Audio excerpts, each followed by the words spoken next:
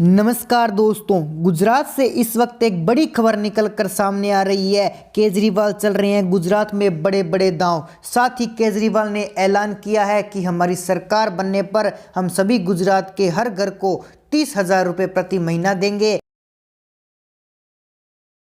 और हर महीने 300 unit free बिजली बिल देंगे। अब देखना ये होगा क्या ऐसे बड़े बड़े वादे केजरीवाल अपनी सरकार बनाने पर पूरे कर पाएंगे या फिर वोट लेने के लिए ऐसे बड़े बड़े वादे किए जा रहे हैं। इतिहास गवाह है कि जिस प्रकार से दिल्ली में केजरीवाल की सरकार बनी थी वहां पर उन्होंने बिजली के बिल फ्री कर दिए थे, और उसी प्रकार जैसे पंजाब में सरकार बनने पर केजरीवाल वहां पर जीरो बिल आने लगा, तो क्या अब गुजरात में भी अगर केजरीवाल की सरकार बनती है तो क्या गुजरात का बिजली बिल भी जीरो आने लगेगा? अगर जीरो बिल आने लगा तो गुजरात की जनता के लिए एक बड़ी खुशखबरी होगी, क्योंकि गुजरात बहुत ही महंगाई से गुजर रहा है और केजरीवाल इस महंगाई को दूर करने के लिए जी तोड़ कोशिश कर रहे हैं। वीडियो में आगे बढ़ने के लिए कर लीजिए हमारे चैनल को सब्सक्राइब और साथ ही कर दीजिए बेल आइकन को प्रेस।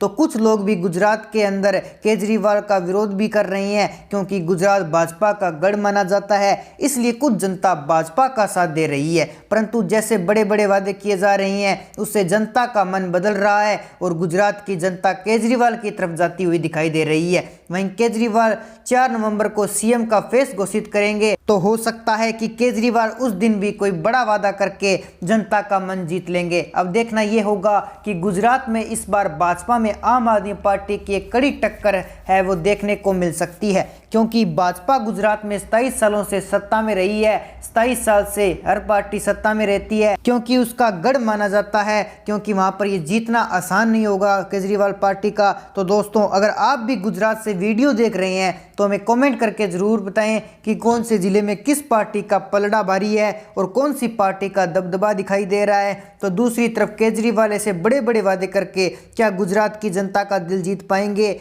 यह भी आप हमें कमेंट बॉक्स के माध्यम से जरूर बताएं। गुजरात के चुनावी सर्वे के आंकड़े जानने के लिए आप देखिए हमारी स्पेशल रिपोर्ट। वीडियो में आगे बढ़ने के लिए कर लीजिए हमारे चैनल को सब्सक्राइब और साथ ही कर दीजिए बेल आइकन को प्रेस।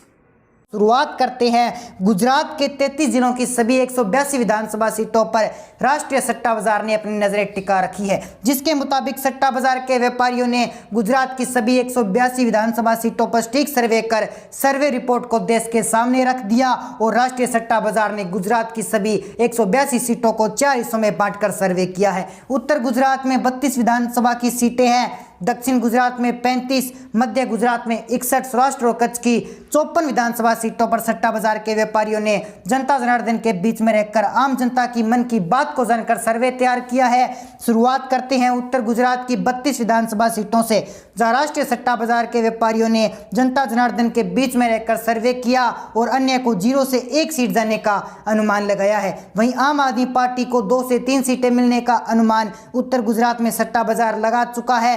कांग्रेस की चर्चा करें तो 6 से 9 सीटें कांग्रेस को मिल सकती है, तो वहीं भारतीय जनता पार्टी 18 से 21 सीटों पर कब्जा कर सकती है। राष्ट्रीय सट्टा बाजार के व्यापारियों ने उत्तर गुजरात की 32 विधानसभा सीटों में से भारतीय जनता पार्टी को सबसे बड़ी पार्टी बनाते हुए 18 से 21 सीटें सौंप दी है। दक्षिण गुजरात की तरफ बढ़े तो 21 सीटें सौंप दी। दक्षिण गुजरात की तरफ हम बात कर लेते हैं। दक्षिण गुजरात की 35 विधानसभा सीटों में से राष्ट्रीय सट्टा बाजार ने 0 से 1 सीट अन्य के खाते में डाल दी है, तो वहीं 2 से 3 सीटें आम आदमी पार्टी को जाने का अनुमान लगाया गया है। 4 से 7 सीटों पर कांग्रेस का कब्जा रह सकता है, तो वहीं भारतीय जनता पार्टी 24 से 27 सीटों पर दक्षिण गुजरात में कब्जा कर सकती है। राष्ट्रीय सट्टा बाजार ने दक्षिण गुजरात की 35 विधानसभा सीटों में से भारतीय जनता पार्टी को सबसे बड़ी पार्टी बनाते हुए 24 से 27 सीटें सौंप दी है। मध्य गुजरात की 61 विधानसभा सीटों की तरफ बढ़े तो राष्ट्रीय सट्टा बाजार ने मध्य गुजरात की 2 से 3 सीटें अन्य के खाते में डाल दी है,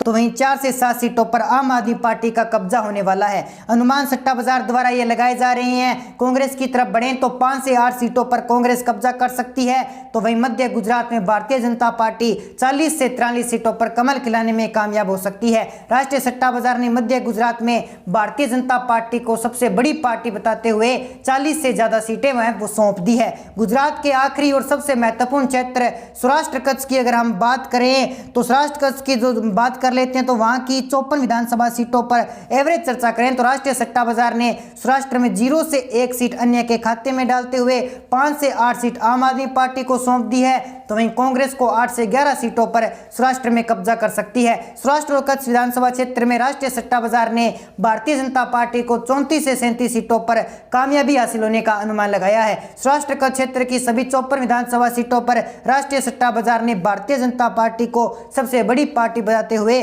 34 से 37 सीटें सौंप दी है। गुजरात विधानसभा चुनाव के चारों रीजन की 182 विधानसभा सीटों पर एवरेज चर्चा करें तो राष्ट्रीय सट्टा बाजार ने अन्य के खाते में 2 से 3 सीटें सौंप दी है। आम आदमी पार्टी और केजरीवाल 15 से 18 सीटों पर गुजरात विधानसभा चुनाव 2022 में कब्जा कर सकते हैं। वहीं कांग्रेस की चर्चा करें तो भारत जोड़ो जैसे फर्जी आंदोलन चलाकर कांग्रेस को 28 से 31 सीटों पर कामयाबी हासिल हो सकती है।